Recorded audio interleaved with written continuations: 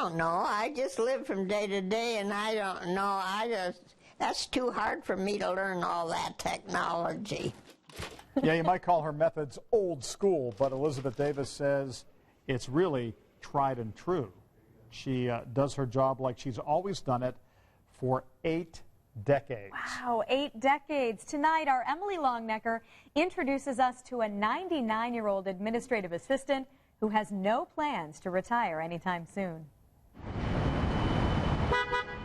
In a world where the pace of life is often set by the pace of daily traffic and the traffic on Twitter, 2 hours north of Indianapolis,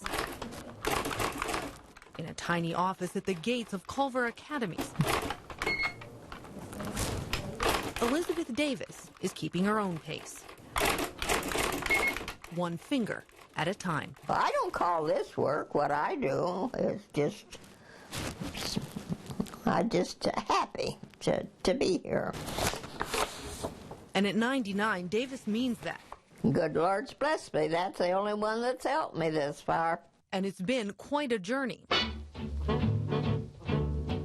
that started when Davis took a part-time job as an administrative assistant at Culver in 1936. When I started, I was Miss Ezekiel. I wasn't married.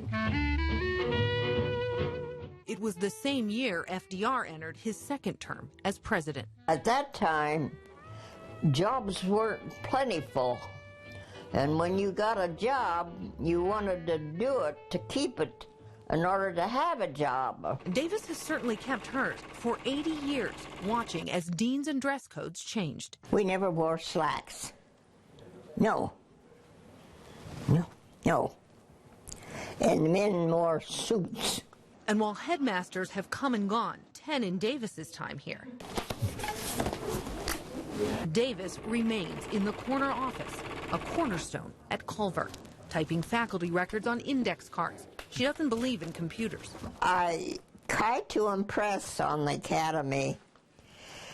They at least need one hard copy. They don't need a lot of them, but they need one hard copy in case they would lose it on their computers. Her handwritten lists. Sometimes I'm a help when someone wants info and they don't know where to find it. And words of wisdom for anyone who comes through the door.